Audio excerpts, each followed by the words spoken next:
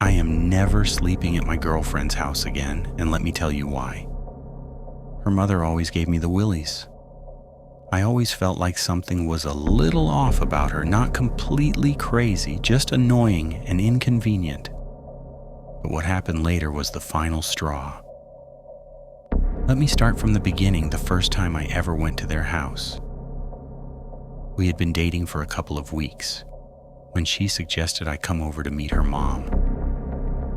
I was nervous, but that's part of being in a relationship.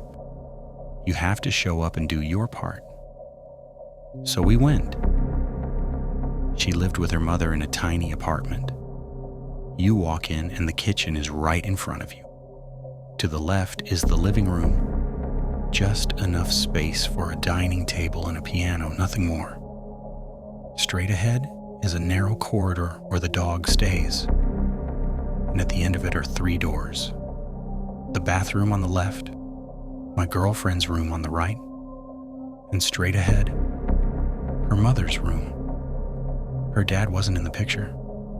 Middle class here basically feels like poverty. Everything is overpriced. But that's just life. The first thing I noticed was the dog. A huge Akita Inu crammed into a hallway barely 1 by 3 meters wide. John, the caramel-colored Akita, was a big, dumb, fluffy baby, but only toward my girlfriend. He was hostile to everyone else, and he absolutely despised her mother. The moment I stepped inside, he locked eyes with me and started snarling. "Don't look him in the eyes," my girlfriend whispered. "It challenges his territory." "What is he, a shark?" Before I could even react, the doorknob behind the dog slowly twisted. Out of the darkness stepped her mother. She was tall, around 1.75 meters, overweight, wearing pajamas. Her teeth were rotten, and her thick glasses made her eyes look like tiny black marbles. My girlfriend immediately snapped at her, warning her that if she misbehaved, we'd leave. Her mother brushed it off like it meant nothing. That was strange. I learned later that when parental figures are absent, the child often ends up taking control. Dinner was the most uncomfortable meal of my life. Long, awkward silences, repetitive questions about my college and family, her mother constantly complimenting me, followed by violent coughing fits. It was painful, but compromise is part of relationships. Later, I asked my girlfriend where her mother was from. She had a strange accent. My girlfriend said she'd never noticed. Her mother spoke in almost old-fashioned English, mispronounced simple words, and rolled her R's like Bela Lugosi. Months passed. I learned that my girlfriend was strong, determined, and fierce. Once, she even tried to fight off a mugger by herself. Sometimes her attachment turned into jealousy, but staying at her place was always an issue. Because of her mother, she stayed locked in her room most of the day, only coming out occasionally. One night while we were in my girlfriend's room, the dog started howling. My girlfriend told me to hide behind the closet. Her mother came barging out, screaming about her food. I stood there, frozen, hiding like a character in a horror movie. After that, I started going over less and less. 4 years passed. I learned to tolerate her mother's weirdness, but bizarre things kept happening. Buying excessive amounts of fruit, traveling randomly, developing strange obsessions. Then one night, after staying over, I went to the kitchen in my underwear to get some water. The dog barked. Her mother came out of her room, didn't see me at all, and walked right past me like I wasn't there. She poured herself a glass of water, drank it, and went back to her room.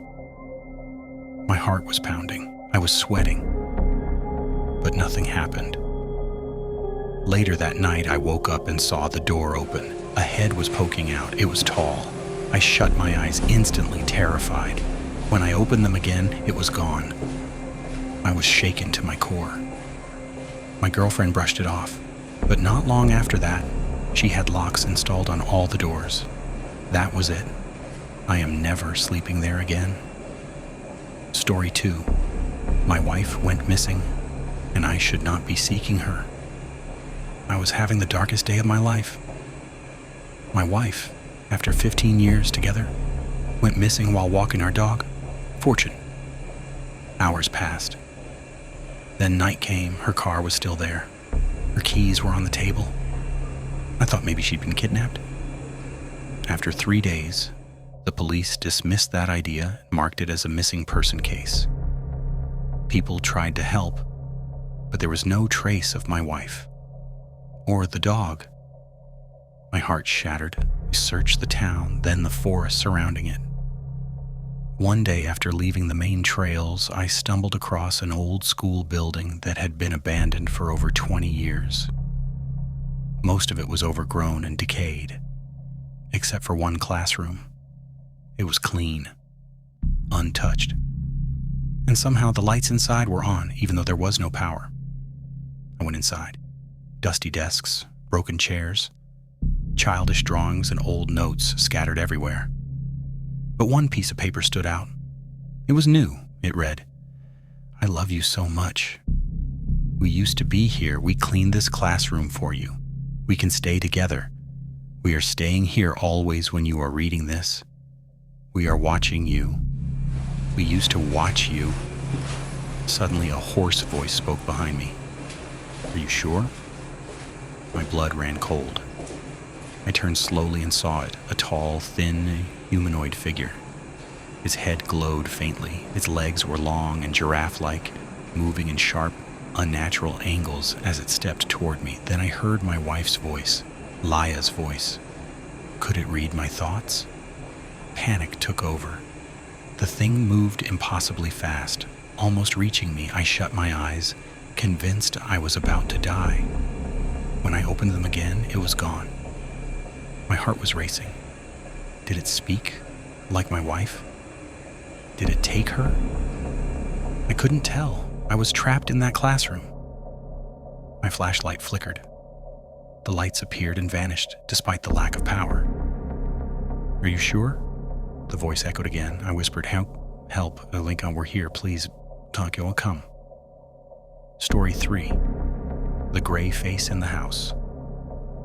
In my parents' 2-story house, the living room connected directly to the staircase. From the couch, you could see the entire second-floor hallway. My family went on vacation, so I stayed behind to house sit. My cousin came over to keep me company. We were playing Xbox late at night when, out of the corner of my eye, I saw a gray face lean out and stare at me for just a split second. I didn't move. 3 seconds later, my cousin asked, "Did you just see that?" We both knew we had seen the same thing. It slid out like it had been lying flat on the floor. Its head lined up perfectly with the top of the stairs, right near the bathroom door. Gray skin, black hair. We searched the bathroom, the luggage, every corner of the house. Nothing. To this day, I can't leave a door open. I'm always afraid that gray-skinned thing will slide out again just to stare at me and disappear.